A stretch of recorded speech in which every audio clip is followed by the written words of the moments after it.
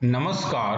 हमारी आज की वीडियो का विषय है श्री विष्णु शर्मा द्वारा लिखित पंचतंत्र के पंचम तंत्र अपरीक्षित कारक की प्रथम गौण कथा, ब्राह्मणी और नेवले की कथा के श्लोकों की सप्रसंग व्याख्या एवं गद्य भाग का हिंदी में सरलार्थ। मैं डॉक्टर सलील कुमार, एसोसिएट प्रोफेसर, आपका KRM DAV कॉलेज नकोदर की ऑनलाइन DAV डिजिटल पाठशाला में स्वागत करता हूं। पंचतंत्र प्राचीन कथा साहित्य की अनुपम कृति, लेखक विष्णु शर्मा। हम यहाँ पर पंचतंत्र के पंचम तंत्र की गौण कथा, ब्राह्मणी और नेवले की कथा के 1 से लेकर 4 श्लोकों की सप्रसंग व्याख्या एवं इसके गद्य भाग का हिंदी में सरलार्थ करने जा रहे हैं। तो यहाँ पर हम ब्राह्मणी और नेवले की कथा की जो 2 दृश्य यहाँ पर दिए गए हैं। इस पहले दृश्य में ब्राह्मणी देखती है कि नेवले के मुख में खून लगा हुआ है, तो वह समझ बैठती है कि इस नेवले ने उसके पुत्र को खा लिया है। और इस दूसरे दृश्य में हम देखते हैं तो वह गुस्से में आकर उस नेवले को मार देती है, और जब वो घर जाकर देखती है कि उसके जहां उसका बेटा सो रहा है कि वहां के सांप मरा पड़ा है, कि अर्थात उस नेवले ने उस सांप को मारा है, उसके पुत्र को नहीं मारा। तो ये हम यहाँ पर आज कथा हम करेंगे। ब्राह्मणी और नेवले की कथा BA चतुर्थ सेमेस्टर, गुरु नानक देव यूनिवर्सिटी अमृतसर के संस्कृत विषय के लिए निर्धारित पुस्तक पंचतंत्र अपरीक्षित कारक के अनुसार। ब्राह्मणी नकुल कथा। अपरीक्ष्य न कर्तव्यम सुपरिचितम एव कर्तव्यम पश्चात भक्ति संतापो ब्राह्मण्याम नकुल अर्थतः। पदच्छेद है अपरिचय न कर्तव्यम सुपरिचितम एव कर्तव्यम पश्चात भक्ति संताप ब्राह्मण्याम नकुल अर्थतः। अन्वय है अपरिचय न कर्तव्यम सुपरिचितम एव कर्तव्यम पश्चात संताप भवति यथा ब्राह्मण्याम नकुल अर्थतः अभवत्। अपरीक्षय न कर्तव्यम अर्थात बिना परीक्षा किए या बिना देखभाल किए कोई कार्य नहीं करना चाहिए।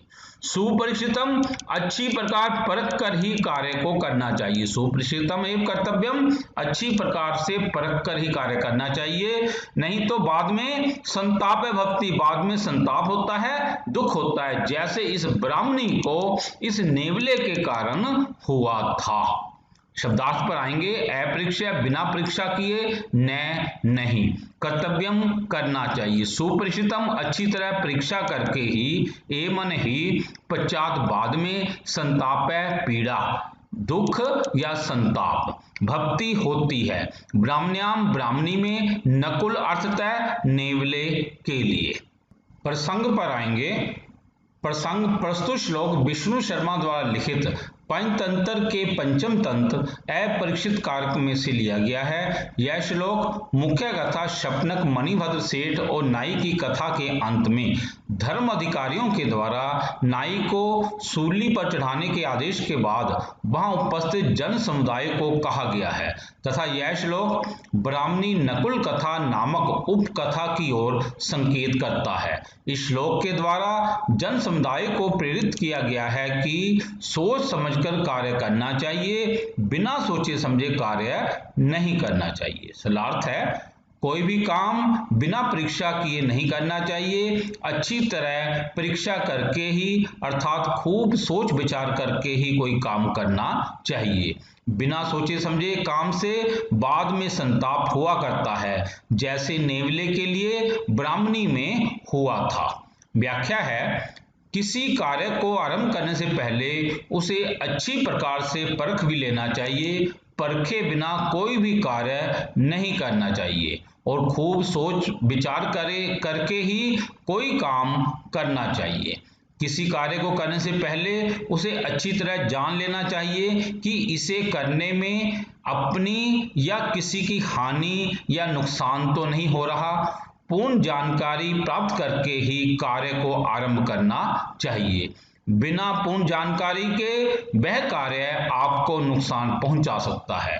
अतः जल्दबाजी में बिना परखे किसी कार्य को आरंभ नहीं करना चाहिए, नहीं तो बाद में संताप होता है, दुख होता है और पश्चाताप होता है, जैसे एक ब्राह्मणी को नेवले के लिए हुआ था।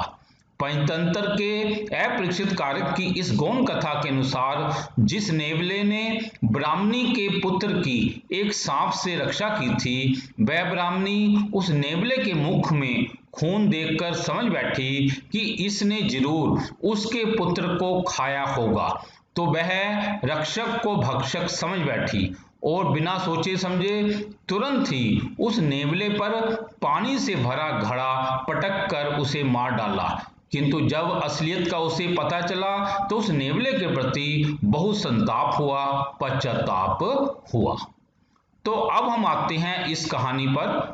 कस्मिंचित अधिष्ठाने देव शर्मा नाम ब्राह्मणे प्रतिवस्ति सम तस्य भार्या प्रसूता सुतम अजन्यत तस्मिन् एव दिने नकुली नकुलम प्रसूता प्रसूये मृता।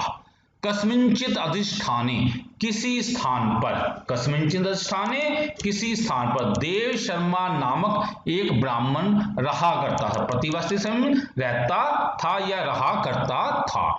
तस्य भार्या उसकी पत्नी ने सुतम प्रसूता एक पुत्र को जन्म दिया, एक पुत्र को जन्म दिया। तस्मिन् एव दिने और उसी ही दिन एक नेवली ने एक नेवले को जन्म दिया, किंतु वह प्रसूय मृता, वह जो है उसको जन्म देकर मर गई। शब्दार्थ पर आएंगे।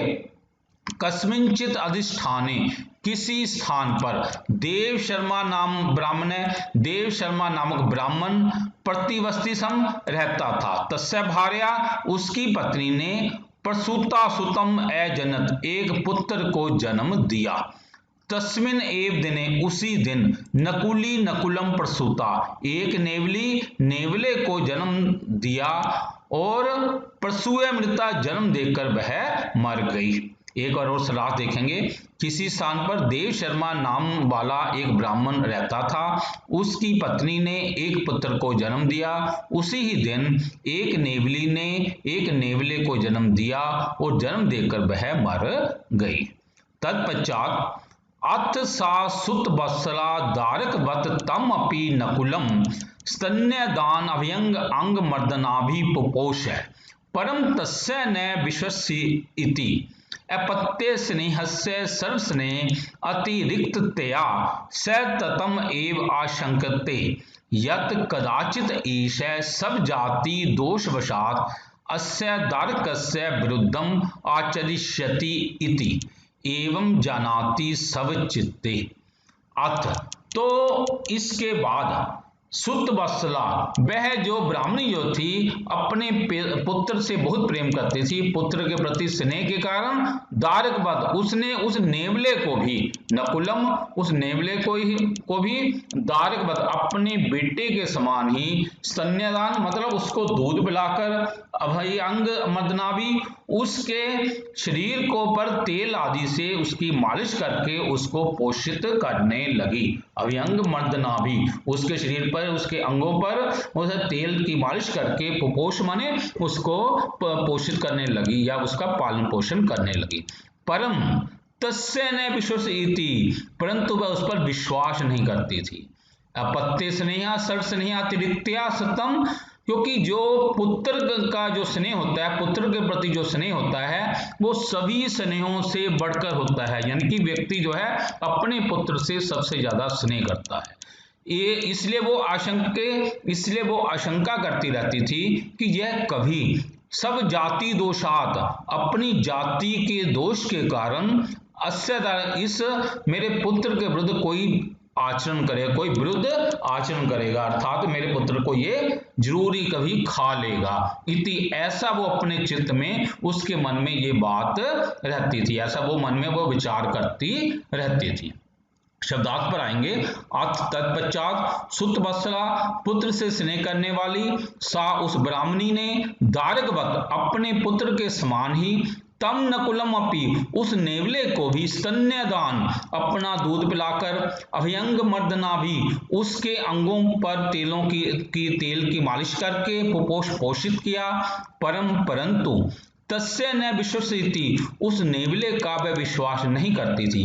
अपत्य स्नेह से पुत्र का स्नेह सर्व स्नेह अतिरिक्त सभी स्नेहों से बढ़कर होता है। इस बात से सततम एव आशंकके, लगातार शंका ही करती रहती थी कि यत कदाचित की कभी ईशय यह नेवला सब जाति दोषात, अपनी जाति के दोष के कारण अस्य तारकस्य, इस मेरे पुत्र के विरुद्ध आचित स्थिति, विरुद्ध कोई आचरण करेगा। इति एवं जानती सब चित्ते, ऐसा अपने मन में वो विचार करती रहती। सब चित्ते माने मन में वह सोचती रहती थी।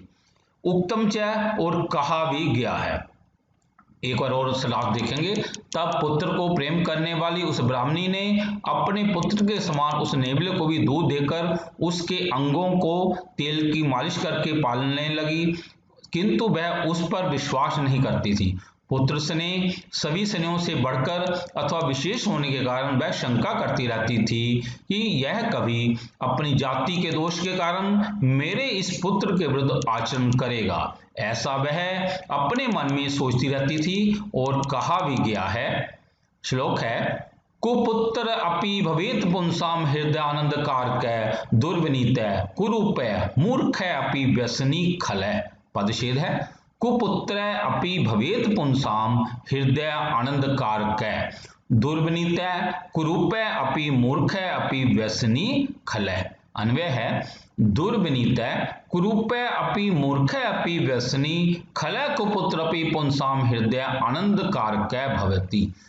दुर्विनीत ढीठ, क्रूप बदसूरत, मूर्ख मूर्ख, व्यसनी बुरी आदतों में लगा रहने वाला, खला माने दुष्ट, कुपुत्र होने पर भी पुरुषों को जो पुत्र जो होता है, जो कुपुत्र होने पर भी वह उनके हृदय आनंद कारक, वह उनके हृदय को आनंद देने वाला होता है। यानी माता पिता के लिए बच्चा चाहे दुर्विनीत हो, ढीठ हो, क्रूप बदसूरत हो, मूर्ख हो, व्यसनी बुरी आदतों में लगा रहने वाला हो, खला माने दुष्ट हो, चाहे कुपुत्र भी हो, लेकिन उन माँ बाप के लिए उनके हृदय को आनंद देने वाला ही होता है। शब्दार्थ पर आएंगे। दुर्विनीत ढीठ, कुरूप बदसूरत, अपि माने भी, मूर्ख मूर्ख है, व्यसनी बुरी आत्मा में फंसा हुआ, खलय दुष्ट स्वभाव वाला, कुपुत्र कुपुत्र, पुंसाम पुरुषों के, हृदय आनंद कारक हृदय को आनंद देने वाला, भवेत होना चाहिए या होता है। प्रसंग पर आएंगे। प्रस्तुत श्लोक विष्णु शर्मा द्वारा लिखित पंचतंत्र के पंचम तंत्र अपरीक्षित कारक में से लिया गया है। यह श्लोक इस तंत्र की प्रथम गौण कथा ब्राह्मणी नकुल कथा में से लिया गया है। पंचतंत्र के रचयिता श्री विष्णु शर्मा जी के द्वारा इस श्लोक द्वारा बताया गया है कि एक माता पिता के लिए पुत्र के प्रति स्नेह सभी स्नेहों से बढ़कर होता है, चाहे उसका पुत्र कुपुत्र, ढीठ, बदसूरत और दुष्ट क्यों ना हो। लास्ट एक बार और देखेंगे। दुर्विनीत अर्थात ढीठ, बदसूरत, मूर्ख और बुरी आदतों में फंसा हुआ दुष्ट भाव वाला कुपुत्र भी माता पिता के हृदय को आनंद देने वाला हुआ करता है। व्याख्या है, किसी स्थान पर देव शर्मा नामक एक ब्राह्मण की पत्नी ने एक पुत्र को जन्म दिया। उसी दिन एक नेवली ने एक नेवले को जन्म दिया और जन्म देकर वह मर गई। तब पुत्र को प्रेम करने वाली उस ब्राह्मणी ने अपने पुत्र के समान उस नेवले को भी दूध देकर और उसके अंगों को तेल की मालिश करके पालने लगी, किंतु वह उस पर विश्वास नहीं करती थी। वह सदा शंका करती रहती थी कि यह कभी अपनी जाति के दोष के कारण मेरे इस पुत्र के विरुद्ध आचरण करेगा, ऐसा वह अपने मन में सोचती रहती थी। तो पंचतंत्र के रचयिता श्री विष्णु शर्मा जी उस ब्राह्मणी के पुत्र स्नेह पर टिप्पणी करते हुए कहते हैं कि पुत्र स्नेह सभी स्नेहों से बढ़कर होता है। माता पिता के लिए उनका पुत्र चाहे दुर्विनीत, ढीठ हो, बदसूरत हो, मूर्ख हो, बुरी आदतों में फंसा हुआ दुस्वभाव वाला ही क्यों ना हो, चाहे उनका पुत्र सुपुत्र की जगह कुपुत्र ही क्यों ना हो, किंतु जब उनका पुत्र अपने माता पिता के सामने आता है, उनके हृदय को आनंद ही दिया करता है। इसमें कोई आश्चर्य की बात नहीं है। इसी कारण पुत्र और पुत्र की तरह में फर्क होता ही है। प्रेम हृदय से उमड़ता है, दिमाग से नहीं। अतः उस ब्राह्मणी का पुत्रवत नेवले की अपेक्षा अपने पुत्र की ज्यादा चिंता करना, स्नेह करना स्वाभाविक ही है। तत्पश्चात एवं भाषते लोकचंदन किल शीतलम पुत्र गात्रस्य संस्पर्श चंदनात् अतिरिच्यते। पदच्छेद है एवं भाषते लोक चंदनम किल शीतलम पुत्र गात्रस्य संस्पर्श चंदनात् अतिरिच्यते। अन्वय है लोक एवं भाषते यत् चंदनम किल शीतलम अस्ति परम पुत्र गात्रस्य संस्पर्श चंदनात् अतिरिच्यते। लोक एव भाषति, इस संसार में कहा गया है, ये संसार कहता है या इस संसार में कहा गया है कि चंदन किल शीतलम, कि चंदन जो है सबसे शीतल होता है। चंदन किल शीतलम, चंदन जो है वो शीतल होता है, परंतु पुत्र गात्रस्य स्पर्श है, लेकिन जो पुत्र का के शरीर का जो स्पर्श जो होता है वो चंदनात्, वो चंदन से भी शीतल माना गया है, वो चंदन से ही बढ़कर शीतल होता है। पुत्र के शरीर का स्पर्श जो होता है वो चंदन से भी ज्यादा शीतल माना गया है। शब्दार्थ पर आएंगे। लोक संसार एवं माने इस प्रकार भाषते कहता है, चंदनम माने चंदन, किल निश्चय रूप से, शीतलम माने शीतल, पुत्र गात्र से पुत्र के शरीर का, संस्पर्श स्पर्श, चंदनात् चंदन से भी, अतिरिच्यते बढ़कर होता है।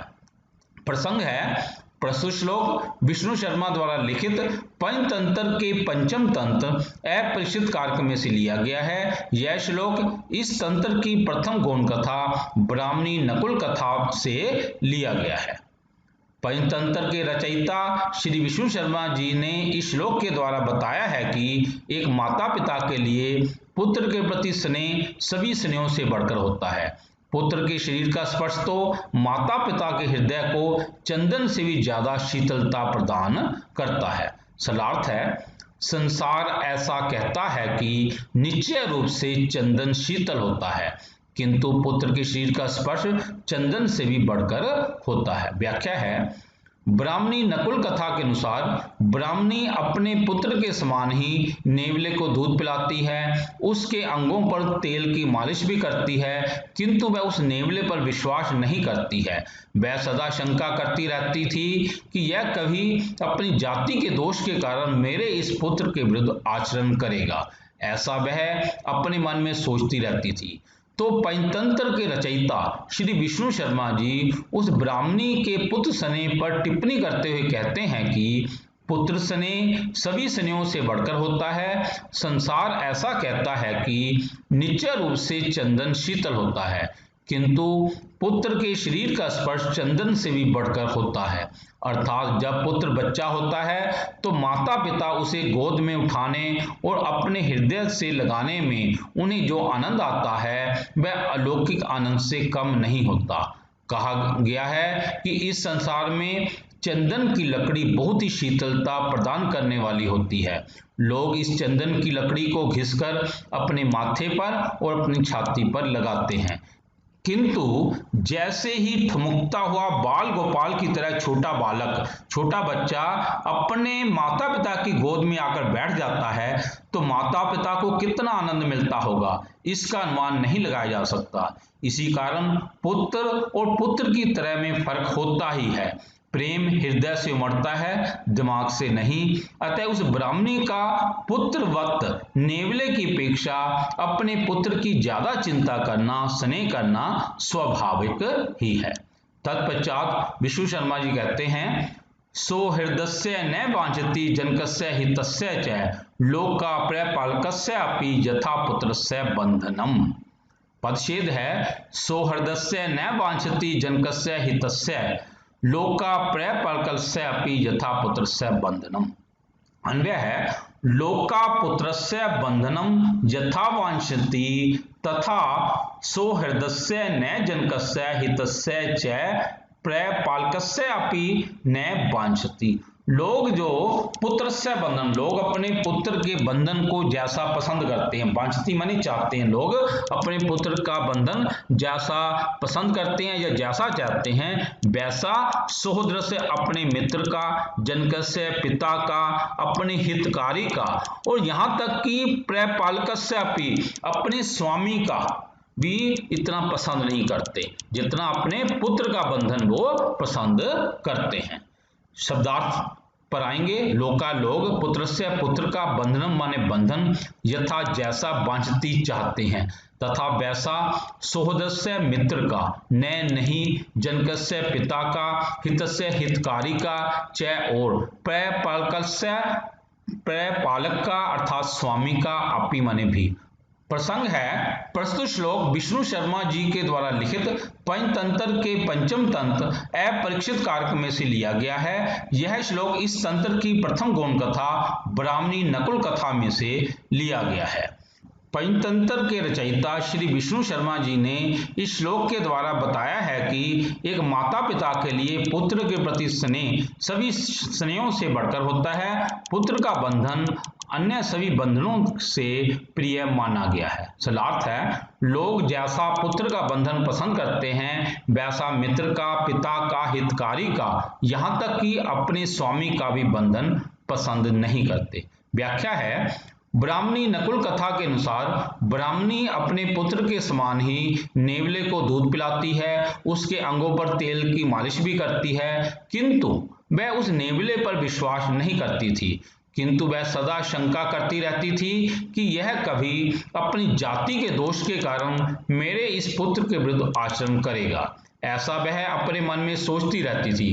तो पंचतंत्र के रचयिता श्री विष्णु शर्मा जी उस ब्राह्मणी के पुत्र स्नेह पर टिप्पणी करते हुए कहते हैं कि पुत्र स्नेह सभी स्नेहों से बढ़कर होता है। लोग जैसा पुत्र का बंधन पसंद करते हैं वैसा अपने मित्र का, पिता का, हितकारी का, यहाँ तक कि अपने स्वामी का बंधन पसंद नहीं करते। अर्थात लोगों को जितना लगाव और स्नेह अपने बाल गोपाल के समान अपने पुत्र में होता है उतना अन्य लोगों में नहीं, क्योंकि जैसे ही थमकता हुआ बाल गोपाल की तरह पुत्र अपने माता पिता की गोद में आकर बैठ जाता है तो माता पिता को उसमें अलौकिक आनंद की प्राप्ति करा देता है। उस बच्चे की तोतली जबान भी माता पिता के हृदय को बहुत भाती है। अतः अपने छोटे बच्चे के सामने अन्य सभी रिश्ते नाते छोटे पड़ जाते हैं। इसलिए जो स्नेह का बंधन या लगाव जो पुत्र से संबंधित होता है, एक अजीब आकर्षण होने के कारण उस बंधन को लोग ज्यादा पसंद करते हैं।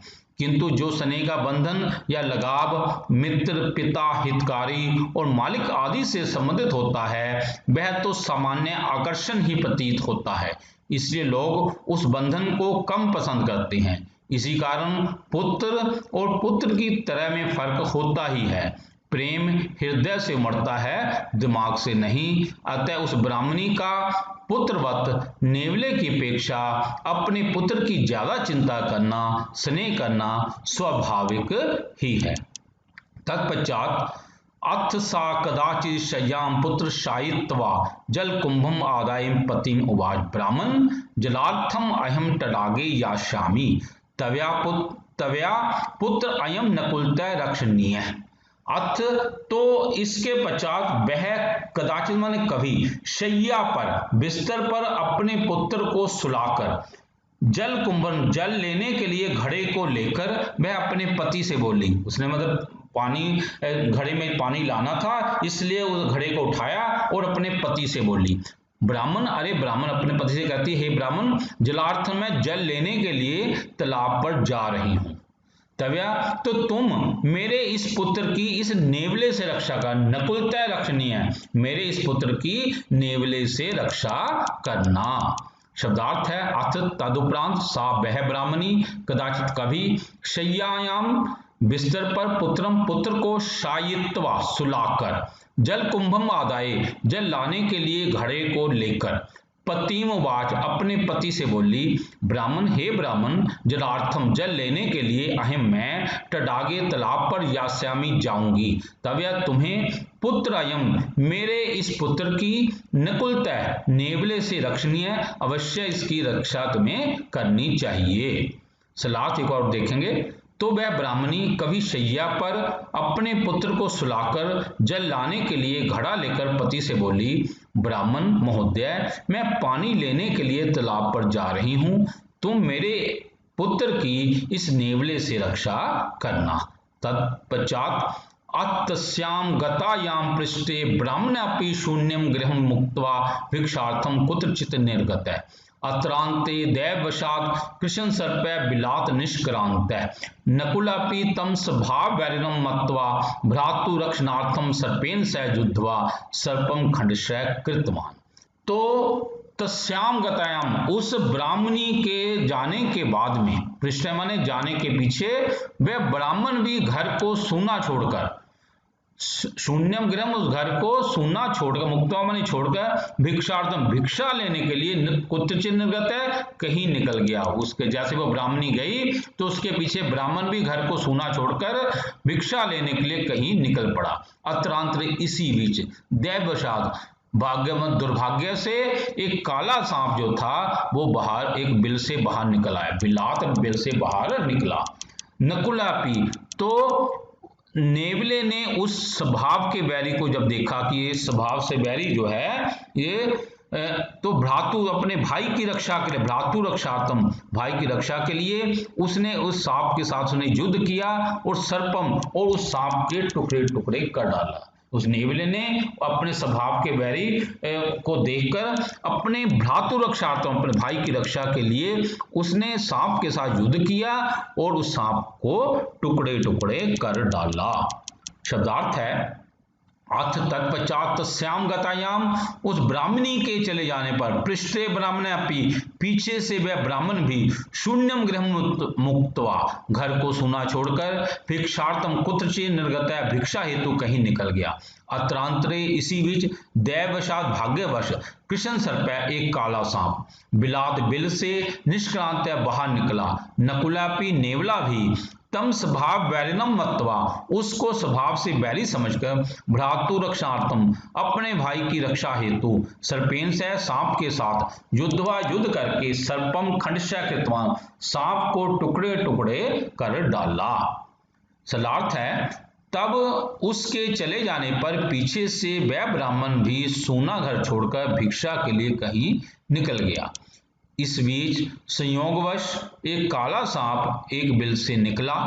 नेवले ने भी उस सांप को स्वभाव से शत्रु समझकर अपने भाई की रक्षा के लिए सर्प के साथ युद्ध करके उस सांप को टुकड़े टुकड़े कर दिया।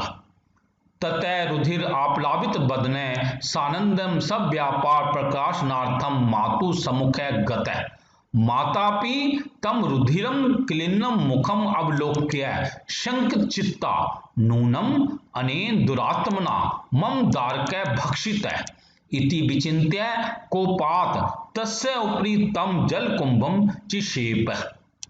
ततः तत्पश्चात खून से लथपथ मुख वाला, रुधिर आप्लावित, खून से लथपथ शरीर वाला, उसने सानंदन, बड़ी ही खुशी पूर्वक, सब कार्यम, अपने कार्य को दिखाने के लिए अपने माता के सामने चला गया। मतलब खून से लथपथ था वो तो, लेकिन उसे एक खुशी थी कि मैंने ये कार्य किया है। अपने कार्य को दिखाने के लिए वो मातुसमुख गत, अपने माता के पास चला गया। और माता ने जब तम रुधिरम, तब माता ने जब उसको खून से भीगा हुआ जब उसका मुख देखा, मुख देखकर शंकचित्ता, उसके मन में एक शंका पैदा हो गई, नूनम, जरूर ही इस दुरात्मा ने मेरे बेटे को खा लिया है, दारकम भक्षित है, इसने इस बुरी आत्मा वाले ने मेरे बेटे को खा लिया है। ऐसा सोचकर गुस्से में आकर उस तस्य ऊपरी, उसके ऊपर जल से भरा हुआ घड़ा जो था वो शिक्षे माने फेंक दिया। गुस्से में आकर उसके ऊपर जल से भरा घड़ा फेंक दिया। शब्दार्थ है, ततः तदुपरांत रुधिर आप्लावित बदन, खून से भरा हुआ अथवा खून से भीगे हुए बदन वाला वह नेवला सानंद, बड़ी खुशी के साथ, सब व्यापार प्रकाशनार्थम, अपने किए गए कार्य को दिखाने के लिए, मातु, अपनी माता, सम्मुखे गतः, के सामने चला गया। माता पितम, माता ने भी उस नेवले को रुधिर क्लिन्न मुखम, खून से भीगा हुआ उसका मुख अवलोक्य देखकर शंकित चित्ता, मन में शंका की, नूनम, अरे दुरात्मना, जरूर इस दुष्ट आत्मा नेवले के द्वारा मम दारक, मेरा पुत्र भक्षित, खा लिया गया है। इति विचिन्त्य, इस प्रकार सोचकर, कोपात, गुस्से में आकर, तस्य ऊपरी, उस नेवले के ऊपर, तम जल कुंभम, उस जल से भरे घड़े को चिक्षेप माने फेंक दिया। एक और देखेंगे सलाथ, तब खून से लथपथ मुख वाला वह नेवला आनंद के साथ अपना कार्य दिखाने के लिए अपनी माता ब्राह्मणी के सामने गया। माता ने भी उसको खून से सने मुख वाला देखकर चित्त में शंका की कि निश्चय ही इस दुष्ट आत्मा ने मेरे पुत्र को खा लिया है। यह सोचकर उस ब्राह्मणी ने क्रोध के आवेग से उस नेवले के ऊपर जल से भरा हुआ घड़े को फेंक दिया। तत्पश्चात एवं सा नकुलम व्यापादे यावत् प्रलपन्ति गृहे आगच्छन्ति तावत् सुतः तथैव सुप्तः तिष्ठति समीपे कृशंसर्पै खण्डशः कृतमवलोक्य पुत्रवदन शोकेन आत्मनः शिरोवक्षस्थलं ताडितुम् आरभ्य। एवं सा नकुलम, इस प्रकार वह नेवले को व्यापाद्य माने मारकर जैसे ही रोती विलाप करती हुई अपने घर में आती है, गृह आगच्छति अपने घर में आती है, तो सुतः तथैव अपने बेटे को वैसा ही सोता पाती। सुप्तः तिष्ठति, जैसा वो छोड़ के गई थी वैसा ही उसको सुप्तः तिष्ठति सोता हुआ पाती है। समीपे कृशंसर्पै, और पास में ही काले सांप को टुकड़े टुकड़े पड़े देखकर पुत्र शोक से, अपने पुत्र के वध के शोक के कारण अपने सिर को तथा अपनी छाती को उसने वह पीटना आरंभ कर देती है। अपने शिरोवक्ष, अपने सिर को, वक्ष माने छाती को पीटना वो आरंभ कर देती है, क्योंकि उसने अपने पुत्र, अपने एक तरह से जिसको उसने पाला था नेवले को, अपने उस पुत्र को उसने मार दिया था, अपने हाथों से मार दिया था। इस कारण उसको अपना पुत्र वध के शोक के कारण वो अपने आप को पीटना शुरू कर देती है। शब्दार्थ है एवं सा, इस प्रकार वह ब्राह्मणी नकुलम व्यापादे नेवले को मारकर यावत जैसे ही प्रलपन्ति विलाप करती हुई गृह आगच्छति घर में आती है, तावत तो सुतः तथैव अपना पुत्र वैसे ही सुप्तः तिष्ठति सोता हुआ पाती है। समीपे पास में कृशंसर्पम एक काले सांप को खण्डशः कृतम टुकड़े टुकड़े किए हुए अवलोक्य देखकर पुत्रवध शोकेन अपने पुत्र के वध के शोक से, अर्थात जिस नेवले का उसने पुत्र की तरह पालन पोषण किया था उसके वध के शोक से, आत्मने शिरोवक्षस्थलम अपना सिर और छाती को ताड़ितुम् आरभ्य पीटना आरंभ कर दिया। एक बार उस शब्दार्थ देखेंगे। इस प्रकार वह नेवले को मारकर जब चिल्लाती हुई घर में आती है तो अपने पुत्र को वैसे ही सोया हुआ पाती है। समीप ही काले सांप को टुकड़ों में कटा हुआ देखकर पुत्र की मृत्यु के शोक से, अर्थात जिस नेवले का उसने पुत्र की तरह ही पालन पोषण किया था उसके वध के शोक से पागल हुई वह अपने सिर और छाती को पीटना शुरू कर देती है। तत्पश्चात अत्रांतरे ब्राह्मणा निहित निर्वाप्य समायात यावत् पश्यति तावत् पुत्र शोक अभितप्ता ब्राह्मणी प्रलपति भो भो लोभ अभिभूतेन तव्या न कृतम मत बचय तत् अनुभव सांप्रतम पुत्र मृत्यु दुख वृक्ष फलम।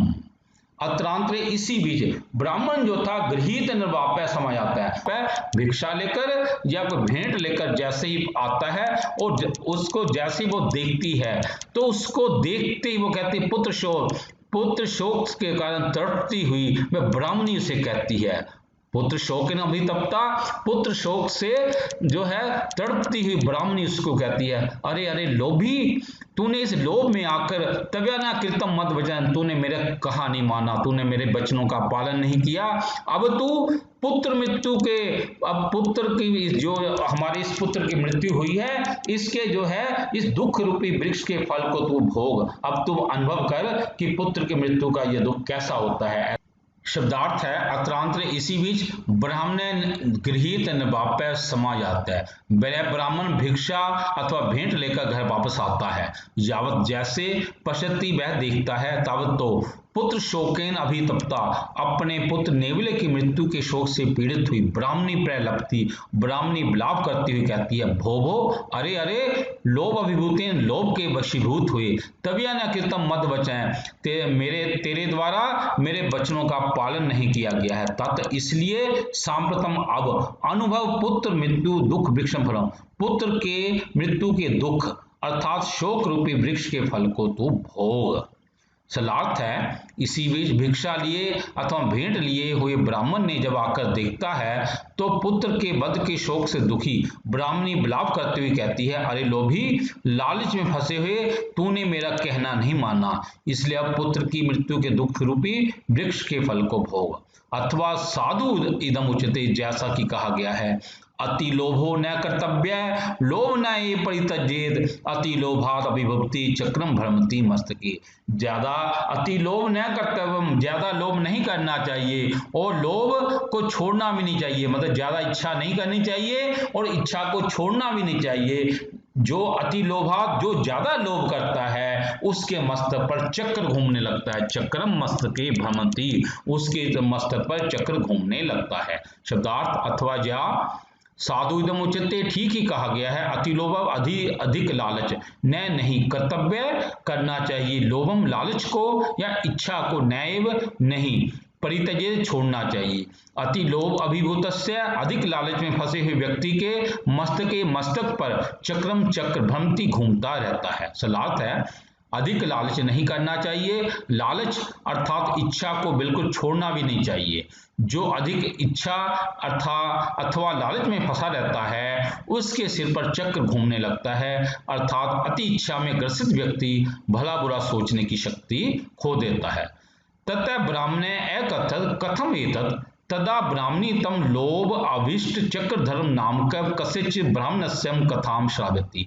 ततः ब्राह्मणे अकथत, तो ब्राह्मण ने कहा, कथम एतत्, ये क्या है, अर्थात ये कौन सा वृत्तांत है। तदा ब्राह्मणी तब ब्राह्मणी उसको लोभी चक्रधर नामक किसी ब्राह्मण की कथा को सुनाती है कि जो कि बहुत लालच में फंस गया था, उस चक्रधर नामक की कथा सुनाती है। शब्दार्थ ततः तदुपरांत ब्राह्मण कथा, ब्राह्मण ने कहा, कथम ये क्या है, अर्थात ये कौन सा वृत्तांत है। तदा तब ब्राह्मणी उस ब्राह्मण को लोभ आविष्ट चक्रधर, अति लोभ में फंसे हुए चक्रधर नामक कस्यचित् ब्राह्मणस्य, किसी ब्राह्मण की कथाम श्राव्यति, कथा को सुनाती है। तदुपरांत ब्राह्मण ने कहा, ये कौन सा वृत्तांत है। तब ब्राह्मणी उसे लोभ में फंसे हुए चक्रधर नामक इस ब्राह्मण की कथा को सुनाती है। इति शिवम, तो इसके साथ ही यहाँ पर ब्राह्मणी नकुल कथा यहाँ पर समाप्त होती है। अगली वीडियो में हम जो है चक्रधर नामक एक लोभी ब्राह्मण की कथा को करेंगे। प्रिय साथियों, यदि आपको ये वीडियो पसंद आया हो तो कृपया लाइक, कमेंट और शेयर अवश्य करें। यदि आपका कोई सुझाव हो तो कृपया हमारे व्हाट्सएप नंबर 9417347739 पर सुझाव लिखिए। कृपया हमारे चैनल सलिल कुमार राजपूत को सब्सक्राइब भी करें। धन्यवाद।